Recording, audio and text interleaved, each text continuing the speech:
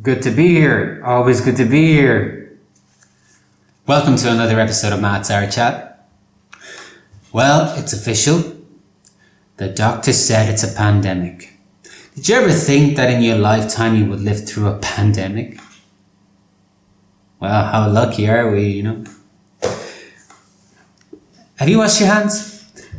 If you haven't washed your hands, I'll give you enough time to go and I'll just carry on with my little introduction, but I'll make sure that you don't miss a single second of my conversation with Chris Cipollini, who is an author and a poet, all-around creative soul and my friend, making a second appearance on the series. So he's actually the first person to make second appearance on Matt's Art Chat. It's a delightful conversation.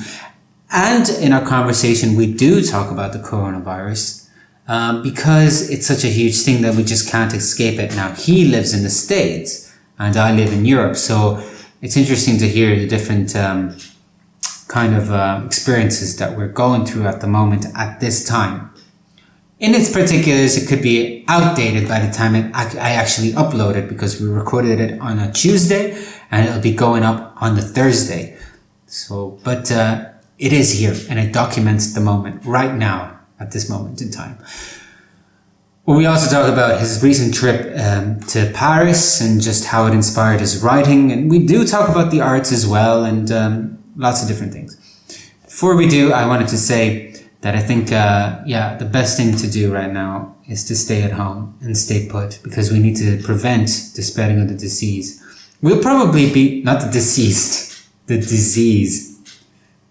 We need to stop the spreading of the virus. And the best way we can do it is by staying at home. And we should do that. Heck, I stayed in a different country so that I wouldn't travel Europe to freaking, go back to Ireland. I don't even know when I'll get to go back. But the point is that we need to prevent the weakest members of our society from getting it because the hospitals just aren't ready for it. And they just can't cope with a new virus right now that can't be cured because people are also dying of other things. And, but I will say, the thing that this coronavirus outbreak is showing us is that our health system is not great, is it, lads? It's not great. It's not great, no.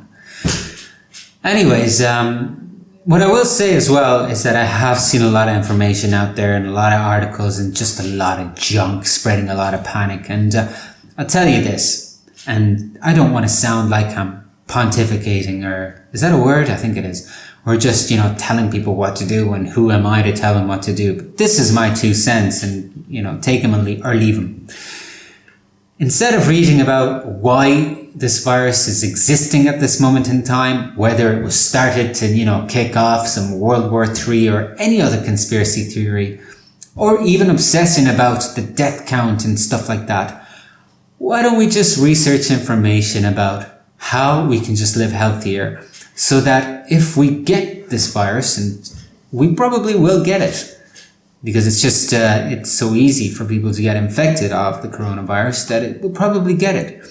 But why don't we just look up information on how we can we can turn our bodies into machines, we can live so healthy that the virus can't do anything about it or can't do anything to harm us when it does come, and it will come. Most of us will be fine. But I think my suggestion would be just try to live right. And my other suggestion would be don't stock up on toilet paper for God's sakes. You know what I mean? Enjoy the conversation with Chris Cipollini. He's a great guy and I loved recording the conversation with him. I hope you enjoy listening to it. Stay safe. Ciao.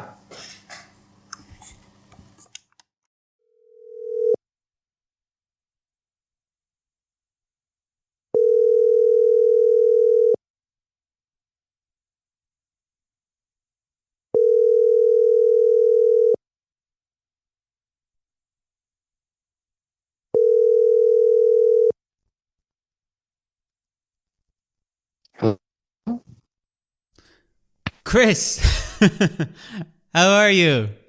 I'm doing great today. How are you doing? Have you washed your hands?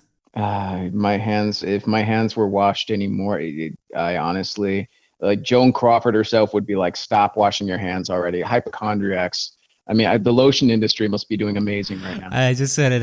Well, if your hands are clean, then we can talk. My hands are clean too. That's cool. What was I going to say? Every time I record these calls, whenever someone says, the first hello, I can never record that properly. It's so annoying. What is with these these, what would you call them? Softwares or anything? Just must be something in the air. Must be something in the air amongst many things right now, I'd say. What are things like then? First of all, where are you right now? Just so that we. Well, Las Vegas. I'm not proud of that. And in my lovely little domicile, my apartment, I have not been quarantined. I have not been hiding myself away. I actually just got back from the gym, to be honest with you. All right. I had to, and enjoying it while I can. And really, it hasn't changed that much out here. I mean, people are naturally weirding out about it, but it's a mental game. You just can't let it win you. Do you expect to be quarantined soon? I mean, it's such a severe word, man. I mean, if I am, so be it. I don't know. I don't really know because the information I get is so fragmented. And I only have one kind of social media, and everyone's saying contrary things. So if it does happen soon, okay, I have plenty of supplies, plenty of books, plenty of tea, plenty of beer, plenty of wine, the essentials. So I'm not fearful of it.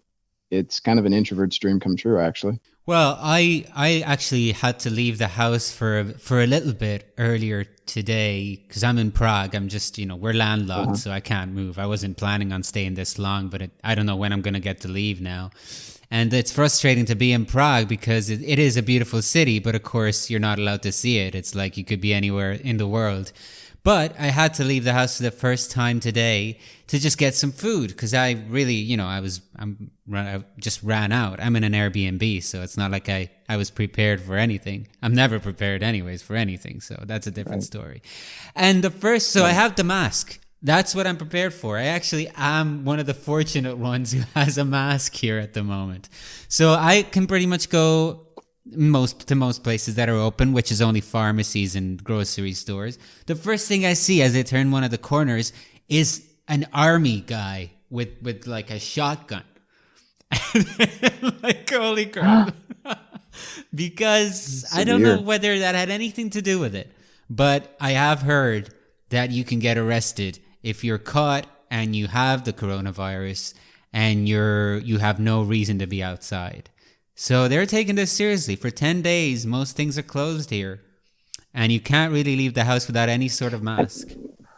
10 days is really small potatoes, though. I mean, that's not a lot when you think about it. No, 10 days it's like 10 days is like, how can I put it? Like when everything is basically closed.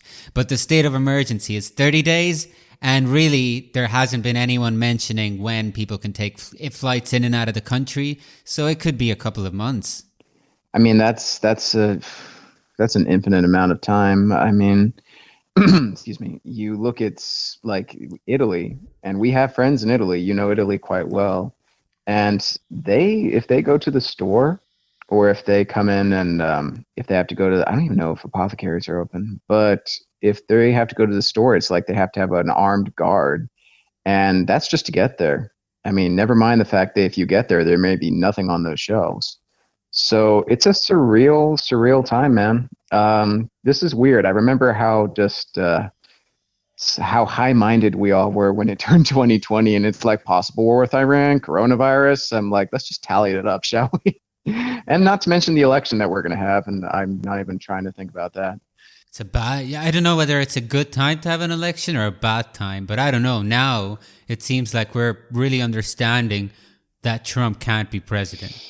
I definitely don't think he's the right person to.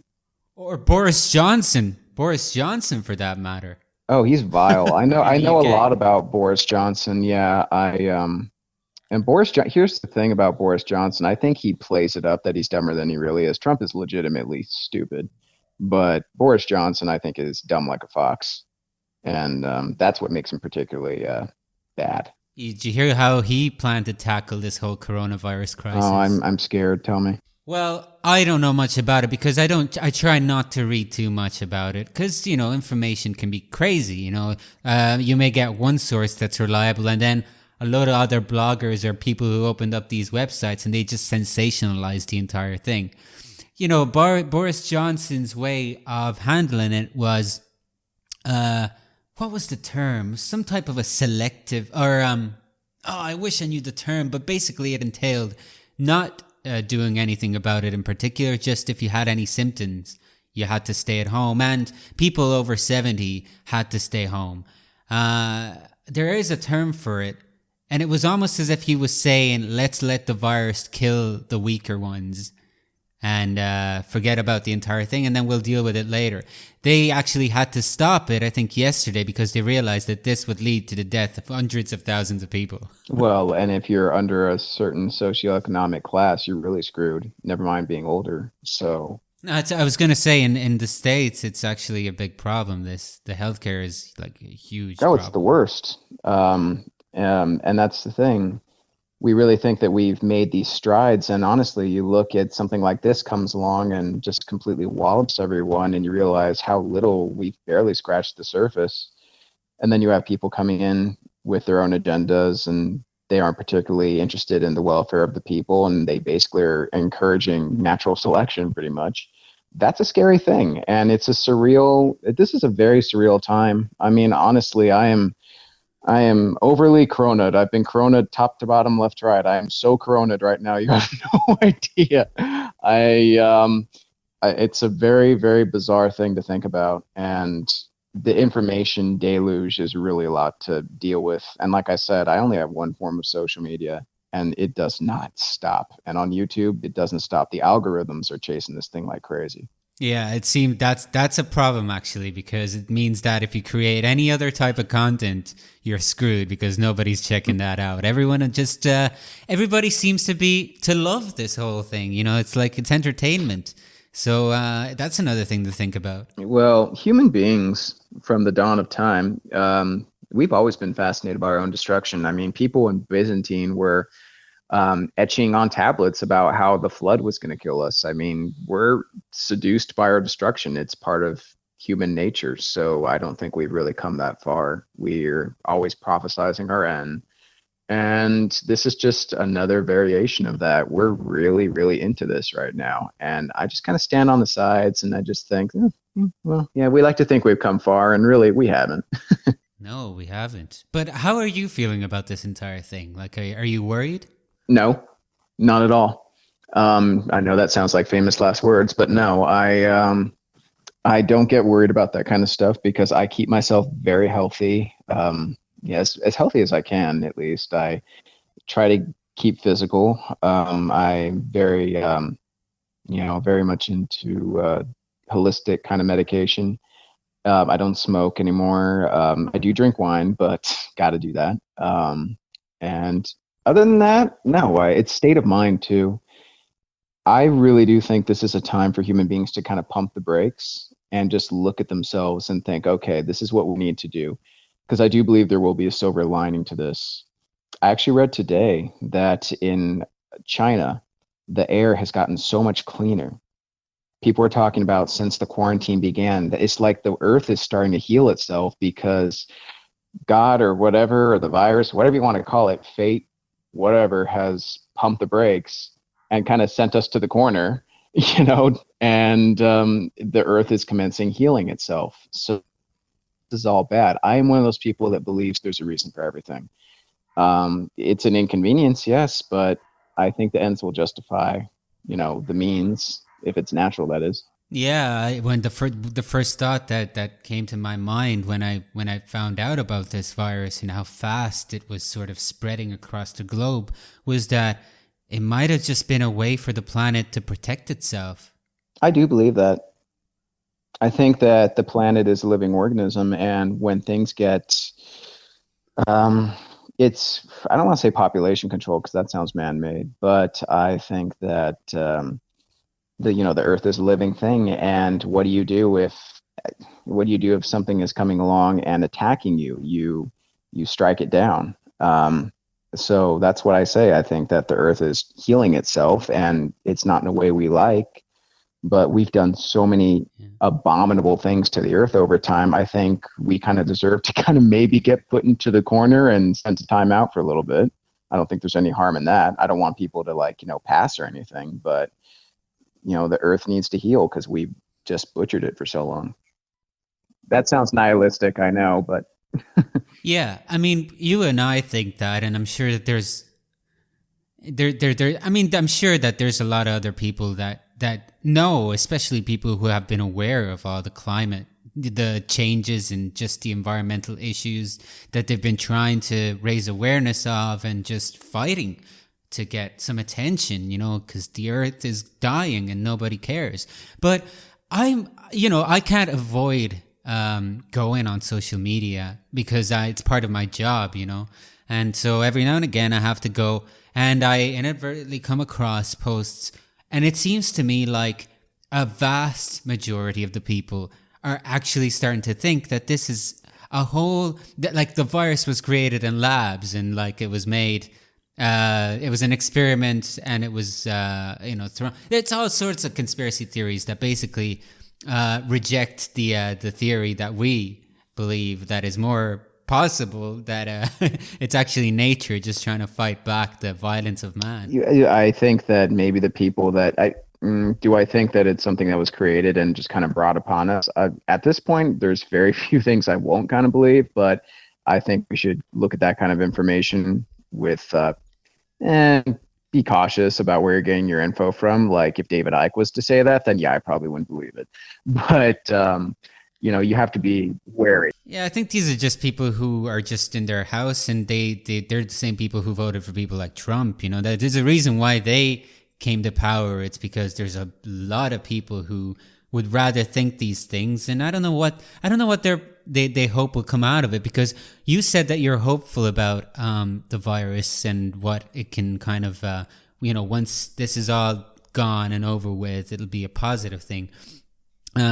But then, and I love to think that sure it'd be a time when everything will be exciting again, and we'll rediscover the world and art and beauty, and we'll really value the important things in life. But at the same time, I'm also worried about what the economic crisis that it'll bring will actually lead to, because it could be anything from war to famine to just terrible things. Yeah, the prophecy people are out there just having a wild time with this stuff. They just think that we're just in end times and so on and so forth, and I don't know about all that, but what I do know is when people get rallied up, or when people have been sequestered away too long. Like I spoke to a friend of mine the other day, and she said, I'm not worried about the virus because I keep away and I know how to keep healthy. That doesn't scare me. What I am scared of, however, is people breaking into my house. So I can understand that. Yeah.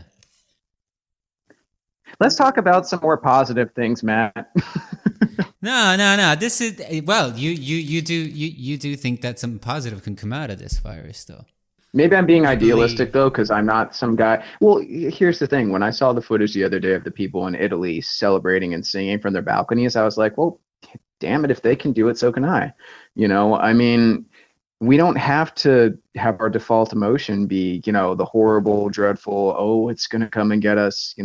I believe that the bad man, the boogeyman, is not nearly as scary as what people do thinking of the boogeyman. That's what I believe.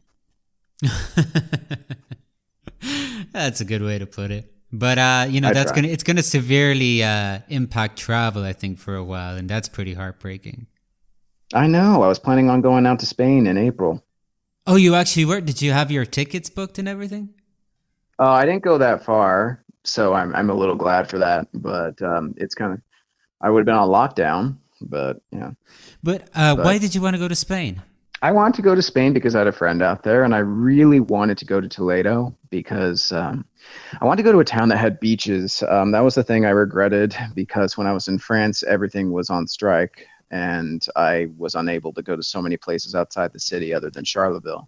But I wanted to go see some beaches, get some sun, get a more, a more Mediterranean kind of ambiance. And Toledo seemed to fit the bill. and I was all about set. I had my money set aside, and then God was like, no. So um, that's kind of a downer, but maybe ticket prices will be really cheap from this point forward. It's possible, yeah. Well, all these countries might be trying to build their economies back up by just encouraging tourism in their countries. But you were in France, though. I haven't had a chance to talk with you since you went to France. I don't think. Yeah, When I was loved that? it. When was It that? was fantastic. Oh, it was a little while ago actually now. It was the tail end of last December. Yeah, I left on the 5th. It was an adventure, man. It was really an adventure because I didn't know that I was booking my flight to go the exact day those strikes happened. Like the day they started was the day I got there. So that was an Oh, I adventure. forgot about those. How many things happen? I forgot about the Oh my strikes. God. The manifest, as they called it. And I was like, that's a really fancy title for what's basically a strike. It was surreal. It was surreal because when I got there, it was me and several other people, and it took forever to get to the city. Took forever. All the taxi drivers were trying to scam people and like charge them 100 euros just to like go halfway into the city. And so we finally got in. And honestly, I felt like someone from CNN reporting from a war zone. Not even kidding. Like there was graffiti everywhere. There was screaming from riots everywhere. There was shattered glass on like, high-end boutiques. I was like, this is France. How is this even a thing? And you hear a lot from the news, but to stand there and see it and breathe its air and smell like, gun smoke is a whole other thing. Yeah, I feel like France though has a history of trouble all its own. When I think of France, I often do think about the protests because in '68 they were so active and just what was happening with the Gilets jaunes and all that stuff recently, and then Right. all the incredible terrorist attacks that they had. It seemed like every year they would have a major terrorist attack for a while. It's a pretty troubled country. Yeah. It is a troubled country, but it wears it very well, and it has a really nice, cool veneer about it. It doesn't. It's not like how do I put this? It's not a country that you really think of when you think of tumult. But you couldn't be denied. I saw so many strikes. There were pictures. I remember I walked by. I think it was what was it? Some sort of luxury store, and I was on my way to my hotel, and there was a smashed window with a huge graffiti with lettering saying "Guillotine Macron," and I was like, "Damn, this is severe." And it was a lot, and you couldn't get in and out of the city very easy at all. It was really hard getting to Charlotteville after that. I was going to go to Versailles, but that obviously couldn't happen. So there was a lot that got hindered. But on the positive side, I got to really experience a revolutionary time in the country's history. Now, whether or not I agreed with them as an outsider, I don't think it was my place. But to be there and see this happening and to look out my hotel window and see green vests just in thousands of these people parading down the streets with their megaphones, it was something, man. I mean, it was an experience. It was an inconvenience, but it was an experience too. And yeah, it's something I will never ever forget. I definitely feel I learned a lot, and as a writer, it was huge. Yeah. Where did you go in France? What places did you visit while you were there? Oh, I went all over the city. I didn't have the choice of the metro, so I did a lot of walking. Oh, you mean you were I just in went to Paris? That's where you were? Well, I didn't have the choice to go anywhere else other Oh, than right. Okay. Charlottesville, which was fantastic. But I would have been all over the place, but I didn't have that much of a, there was strikes everywhere. It had just happened. So I went to the presidential residence. I went to the front gate. I went to all sorts of places, great museums. The Louvre was closed. I went to the Grand Palais. There was a Toulouse-Lautrec exhibit, which was exquisite. Café de Flore, Le Domago, what was it? I met my friend Diane Pernay. She's a style blogger. I was fortunate to meet her. So I got to meet a lot of really cool people and friends who I'm still tight with. So that was great. It was inconvenient because of the strike, but it was fantastic because being forced out of your comfort zone and walking the streets like that, you really get to meet other people and you really get Yeah. to be a part of things. I didn't feel like an outsider. Tell me about the Toulouse-Lautrec exhibition. Oh yeah, that was so great. I loved it so much. I mean, I'm looking at a book of his work sitting on my floor in my apartment right now. It really made me happy to see work that I've just worshipped since I was like in grade school. What do you Just like this about art. him? I like the fluidity of his work, his draftsmanship. I like a lot. I like he was like the last. Um, he was really the last great. One of the last great impressionists, in my opinion, and he really he symbolized so much in the Art Nouveau movement. But he was very much he was around it, but he wasn't of it. From what I take, he wasn't really Art Nouveau, but he had offshoots of it. It was just his colors and his lines, and just I loved every bit of it. His sketches, I mean, he is France to the core. If you want a true French artist, I mean, Monet's nice, but he doesn't like speak to me. But someone like Toulouse-Lautrec, he speaks right to my heart. I love it. You know, They had different lives too, right? They were almost polar opposites in a sense. very much so. I think they went to the same salons too, and probably drank the same absinthe and had the same conversations, and all thought Van Gogh was a weirdo and stuff. So it was great to go and see his work, and it was packed. Everyone really was there. I didn't. I was kind of guilty I didn't go to the Louvre, but not really because I've loved Lautrec so long. It was a good sacrifice. Yeah, sure. I mean, but have you ever been to the Louvre? Was this the first time you Oh, of actually got course. to see Paris properly? Well, no. I've been to Paris two other times, but Okay. I kind of rushed through it last time. But this was like I said, because I couldn't really, go on the metro. This was a very, very, I really submerged myself in it this time. I want to go to the catacombs, to be honest with you, as touristy as that sounds, but I wasn't able to locate the entrance. Oh yeah. Hey, what else did you do? Any other cool things? Didn't you stay? And this, I'm just remembering something on Instagram on a Rambo hotel of sorts. Was it? I went to What was that? Charlotteville, and yeah. Well, that was an adventure just getting there, but and it was definitely an adventure getting back, let me tell you. But yeah, I went to Charlotteville, and that was an extraordinary time. I'd actually say it topped Paris because it was very authentically French, and these are real country people. Barely anyone spoke English, and with my horrible French, it was a little rough. But I stayed in this hotel called Couleur Sud or something. I can't pronounce it, but it right outside it there was a bust of Rimbaud, and I saw where he was buried. I went to the house that he lived with Paul Verlaine in, and the his museum is nice, but this house was so great. Just there was something about it, just the way the the drafty feeling of it, and like the old aged cornices in the walls, and just the boards creak under you. It allows you to just get lost, and everybody there celebrates Rimbaud, which is ironic because he hated Charleville. He did not like the city at all. So it's very funny that now he's their favorite cash cow. Yeah, but did you do any writing while you were there? Tons. Did a lot of writing, but a lot of it ended up on my blog, actually. That's the majority of it, but a lot of other stuff got written down that I've yet to transcribe.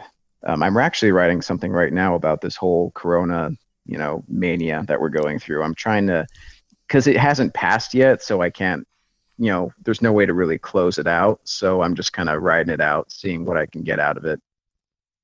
You could do the before, during, and after. Oh, right, exactly. It was day 5 of my quarantine. I was on my 5th can of beans. So, Yeah, that's the thing. I was like, I actually thought that it would be kind of cool to be in a quarantine because you'd sort of feel as if you were locked away from the world and you can just get inside your own mind. But actually, it's not like that. It's just really, really boring and frustrating. well, It is boring. It is boring.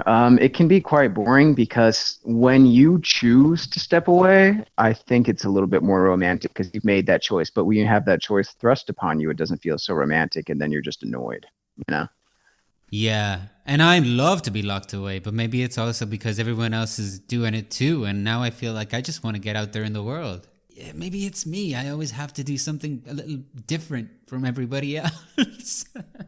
Well, it's fine. I think creatives by nature are sort of non-followers, and when we want to think we're followers, you get us all together and you realize how different we are. It's like the salons in Paris. They thought they had a lot in common, and before you know it, they're turning over the tables and getting into fistfights. Yeah, but what do you think about a virus that like keeps people away like that? I mean, you can't touch people anymore. You can't even go near them. It's really odd. I miss the human touch. Well, I feel that. I feel that there are some people who I can still, be tactile with, like, say my parents or like my neighbor or like close friends, people that I really, really know. But that is kind of tragic. But I don't know. We don't really have a choice, Matt. We just have to kind of weather it and just, see this through. And there's not a doubt in my mind we'll get out of this unscathed, if only just inconvenienced and feeling maybe a little bit more, weary. Are you working on anything at the moment? Yes, I'm currently getting ready to. We're having a big. What was it? We're supposed to have a get together for this magazine that I am a contributor for, the French Quarter, and I did a big piece for them about this artist, this Belarusian artist, Vladimir. I forgot what his name was. I wrote the article. I can't remember his name. I don't know if we'll have it now, but it's still nice to know it's getting published. So that's getting published soon. Insofar as books are concerned, nothing at the moment. I'm just kind of scrawling away. I'm kind of just intaking information right now. I just, these people that write every single day astound me because sometimes you don't have anything to write, But I am writing every day. Like I said, I'm trying to interpret this whole Corona craze because I do think there's a lot that needs to be said here. And, future generations will be like, how did you live through the coronavirus of 2020? I'll be like, well, sit down, my son. But I'm happy that I can live through it, to be honest, because it is something that writers live for this kind of stuff. We really do. And filmmakers. You weren't talking about Vladimir Tesler, were you? When you mentioned the Belarusian artist. No. You know what? Actually, no. I don't even know who that is, but his name is Vladimir Kush, exactly. His art is very dreamlike. So I chose him, and I chose to write about him. His stuff is good. He's very much inspired by the surrealists, so I figured he was the guy for me. Anyways, once this whole travel thing, once this whole thing blows over, what's the first thing that you're gonna do? Let's say if you were now locked away for 3 months and you really couldn't get out of the house except for just you're only allowed to go to the grocery store. What do you picture yourself doing 3 months later? After when our tethers are undone and we can actually go engage in the world again. Yes. The first thing I would travel. I have to travel. I have to. My time in France wasn't long enough. So I would go and I would travel, and assuming, of course, the ban was lifted. And if not, at first, do silly little things. Go to the bookstore, buy a stack of books, go to some cafes, like enjoy life again. I'm enjoying life now, but in a more abstract way, because I accept it for what it is right now. I don't expect anything. I don't want anything from this. I just accept it. But what about you? Because you're under a more dire quarantine than I am. Yeah. There's a couple of things that I would do, but I think the first thing that I would do is I would book a flight back to Ireland. I feel like, Right. usually I'm usually far from home because I travel a lot. But now that I'm made to stay away from it, I really feel like I miss it. And it feels so much further away now. It's like it's in a different planet. So it's very We strange. want what we can't have. Yeah. Yeah, it's right. What do you think about that? Is that true that we want what we can't have. There's so many metaphors. There's we want what we can't have. There's you can't take it with you. There's so You, many of them. We're you so can't negative, always get what you but want. I know, which is the theme song that Trump played during his rallies. I think he was trying to tell us something. Why was he? But Wait a minute. Why would he pick that song? yeah, I have. If I knew the mind of Donald Trump, I don't want to know the mind of Donald Trump. But yeah, that was the song that played. He had "You Can't Always Get What You Want" was playing it. I was like, why is he playing that? I don't know if it was some sort of tacit way of saying you're stuck with me. I don't know, but it was a very interesting selection. It wasn't. I was expecting Bruce Springsteen instead. I think because all the artists who would normally do a rah political songs were like, we don't want him using our work. So I don't know. Springsteen wouldn't let him use any of his songs, anyways. Oh, that's for sure. I'm surprised absolutely that the not. Rolling Stones let him use it for for his campaign. But I think that they probably, I'm not sure, they might not even have the rights to that song anymore. But yeah, that's a weird choice. Yeah. So yeah, we can't always get what we want. Yeah. All right. Well, we can, though, sometimes just in a more abstract way. I look at my philosophy is this, because I'm determined to come out of this a positive person. I believe in this world there are some blessings that just come to us wrapped in sandpaper. And we can either allow ourselves to be upset at the fact we have a box of sandpaper thrust in front of us, or there's something really great inside of it. I think there's something good on the other side of this. And I think when this year finally wraps up, this will be a weird little side thing, but we'll be like, hey, this wasn't that bad.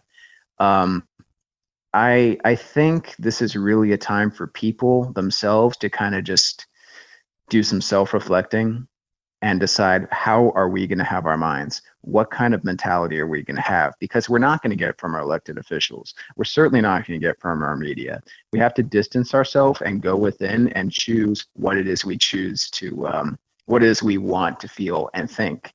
Because as we've seen on social media or in politics, it's constant negativity. That's poison. So the choice is in our hands. What's the name of your blog, Chris? I forgot what the name of the blog is. Amalgamations. So yeah, that's basically means a sum total of several things. Okay. Yeah, sorry. Yeah, no, amalgamations dot blog. I have the link on my Instagram. Just in case someone is listening. I don't even know how to promote my own blog. Yeah, just in case someone is eavesdropping in our conversation on Spotify or Podbean, because we're in audio. We're in audio form now. Of course, yeah. I'll have to tag coronavirus if I want any attention. You do. Did you know, actually, this will make you laugh, because there's a lot of people being very funny about this right now, and I say go for it. Levity is the best solution. There's a parody song called My Corona that's floating around right now, and it's so funny. My Corona. Yes. So it's quite funny. The lyrics are just astounding. The guys did a great job. If you ever write a poem about this whole coronavirus thing, send it to me. I'd love to read it. I probably will. I just need to find the right format to do it. Do I want to be dark and apocalyptic, or I want something light and limericky? I don't know. There's going to be quite a lot. There's a lot to come from this. Yeah, there's going to be a lot of art influenced by this entire thing. I was going to ask you, actually, and I forgot to mention it, to end the podcast by reading a poem, but I forgot to ask you, so maybe next time. I would be happy to if you want. Sure, no problem. Is there any particular thing you want? Or? No, you can read one of your poems, or you can write someone else's poem. Any poem at all to just end this podcast. It would be great if you could do it. Sure, no problem. I'm sorry, I didn't have my laptop in front of me. I just have to gather one just quickly. Go ahead. All right, no problem, man. Let me see. I've dug some up. So actually, I think you took a liking to this poem before. You actually, I think you did. So I will read that. And it's just about poets and generals. Do you remember the poem Lone Race? This is your poem, right? It was a bit ago. Yes. Yeah, I remember it. Yeah, cool. Okay, well, now your hearers will remember it, so here you go. It's short and sweet. So here you go. Here's the Lone Race. And this is for poets in general. Here are the poets. We're the last of our kind. We're the child they said was unfit to feed. We are like the dodo bird, the dying breed, the brethren of Judah who bargained eternal. We are of sinners and swindlers, lone temple hustlers.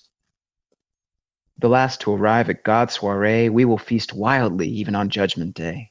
Sneaking pearls and goldware from table and floor, late to lead the Last Supper, we were hungry for more. We're the race of the idlers and the voyeurs and the hilltop mountainside lingerers, the race that, rich with bags of gold, brought whores to the mass. Setting fires to the old ways, we are the iconoclasts, who looked to the heavens, dismissing every construct, and declared, the moon be my lover, the stars be my sisters, rings of Saturn my children, and the planets, madams and misters. We're the exhibitionists you'd rather not remember. We're the two lords who met in secret amid the tower. The girl who threw a rose on the corpse of her lover. We're the saints and the sinners, the demons and darlings. We're the race that laughs under torture, the slave who pleasures the wife of his master. We are a successful imposter. We are a bruised and abused child who flees the hands of his father in the ministry and instead finds all the wisdom of the universe in the shade of a field. We are stowaways and secret keepers, stargazers and tarot readers. Tossing old ways aside, we alone will magnify a kaleidoscope of the divine. We are your neighbor and your sister, your brother and foe, containing wisdom of worlds above and below, both human and scoundrel with stars in our face. Hear us now. We are poets, the very last of our race. Wow. And what a way to end it at this historical moment. We are the poets. We're the last of our race. Could be. Could be. I didn't even realize that. Oh, don't say that. Well, Chris, it was great to chat with you. Thank you very much. Oh, of course, man. I realized really quickly, last time I listened to this old podcast on audio, I totally have a Tom Cruise laugh. I got to work on that. Sorry. What is the Tom Cruise laugh? What's the Tom Cruise laugh? Scientology. Just joking. Just completely fake laughter then? Basically, yeah. But that's my default laugh. I don't try. Anyway, good talking to you. So I could have ended elegantly, but I ended that way. No such thing. No such thing. Nothing ever ends.